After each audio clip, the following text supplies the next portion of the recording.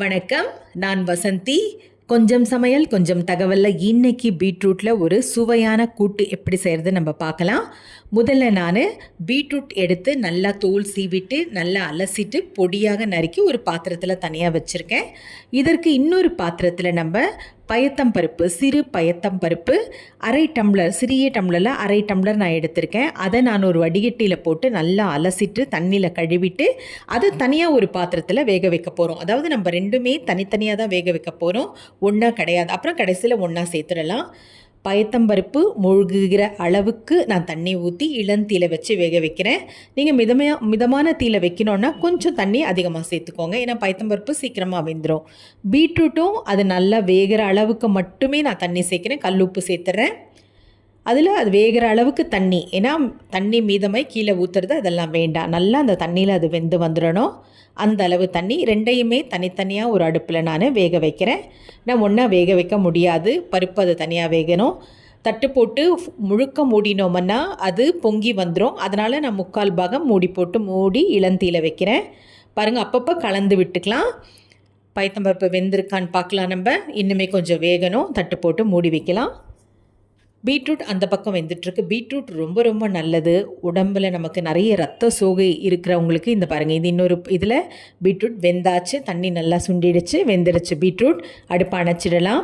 நிறைய பேருக்கு ரத்த சோகை இருக்கும். அதாவது ரத்தத்தில் அந்த சிவப்பணுக்களுடைய ஹீமோக்ளோபின் அப்படின்னு சொல்கின்ற அந்த சிகப்பு அணுக்கள் ரொம்ப ரொம்ப குறைவாக இருக்கும்.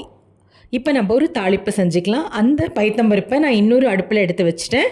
ஒரு கடாயில் நம்ம கடுகு, எண்ணெய் கொஞ்சமாக தான் நான் சேர்த்துருக்கேன், நிறைய எண்ணெய் தேவையில்லை. கடுகு முதல்ல நம்ம சேர்த்துக்கலாம். கடுகு பொரிந்த பிறகு வெங்காயம், ஒரு பாதி வெங்காயம் பொடியாக நறுக்கியது நான் சேர்த்துருக்கேன். வேணும்னா ஒரு வெங்காயம் கூட சேர்த்துக்கலாம். உலர்ந்த மிளகாய், ஒரே ஒரு உலர்ந்த மிளகாய் கிள்ளி நான் சேர்க்குறேன். கொஞ்சம் கருவேப்பிலை நம்ம சேர்த்துக்கலாம். கருவேப்பிலை சேர்த்துட்டேன் நான். அது ரத்தம் நமக்கு நல்லா உற்பத்தி ஆகிறதுக்கு இந்த பீட்ரூட் நமக்கு நிறைய உதவி செய்யும்.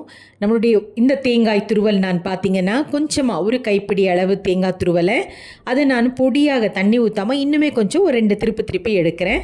அதோடு கலந்து நல்லாயிருக்கும் சாப்பிட்றதுக்கு. வெங்காயம், உலர்ந்த மிளகாய், கருவேப்பிலை நல்லா வதங்கிடுச்சு. இப்போ இந்த பயத்தம்பருப்பில் அதை நம்ம சேர்த்துருவோம். பயத்தம்பருப்பு நல்லா வெந்து வந்திருக்கு. நல்லா மலர்ந்து வரணும். பார்க்கும் பொழுதே நல்லா நமக்கு தெரியும்.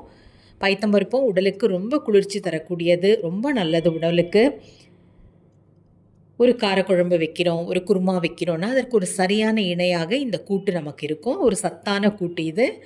இப்போ இந்த பீட்ரூட்டையும் நம்ம அதில் சேர்த்துறோம். உப்பு பார்த்து சேர்த்துக்கோங்க, போரலைன்னா இன்னுமே கொஞ்சம் நம்ம சேர்த்துக்கலாம். அதை நல்லா கலந்து விட்டுட்டு பயத்தம்பருப்பு, வெங்காயம், இந்த பீட்ரூட் இதையெல்லாம் நல்லா கலந்து விட்டுட்டு இதை ஒரு 2 நிமிடம் இளந்தீல வச்சு, ஏன்னா நல்லா கலந்து அந்த உள்ளே இருக்கிற வெங்காயம் கொஞ்சம் வேகட்டும், அது நல்லா சேர்ந்து வரட்டும் ஒன்றோட ஒன்று. தட்டு போட்டு மூடி ஒரு 2 நிமிடம் போகிறோம், அதுக்கு மேலே வேண்டாம். 2 நிமிடம் கழித்து நம்ம அந்த தேங்காய் பூவை நம்ம அதில் போட்டு நம்ம இறக்கிடலாம். பாருங்கள், நல்லா கலந்து வந்துடுச்சு, நல்லா சேர்ந்து வந்திருக்கு. அடுப்பு அணைச்சிட்டேன். இப்போது அந்த தேங்காய் பூ நான் சொன்னேன் இல்லையா, சும்மா ஒரு திருப்பு, அவ்வளோதான். மறக்காமல் என்னுடைய காணொளியை பதிவு பண்ணுங்கள். பக்கத்தில் இருக்க மணி மீது அழுத்துங்கள். தேங்காய் வேணும்னா இன்னுமே கூட நீங்கள் கொஞ்சம் சேர்த்துக்கலாம். தேங்காய் சேர்த்தோம்னா நல்லா சுவையாக இருக்கும். நான் கொஞ்சம் அளவாக சேர்த்துருக்கேன் நான். அவ்வளோதான், கலந்து விட்டுட்டோம். பீட்ரூட் கூட்டு தயாராகிடுச்சு. கட்டாயம் சத்தான இந்த பீட்ரூட்டை செஞ்சு சாப்பிடுங்க. மீண்டும் சந்திப்போம். நன்றி, வணக்கம்.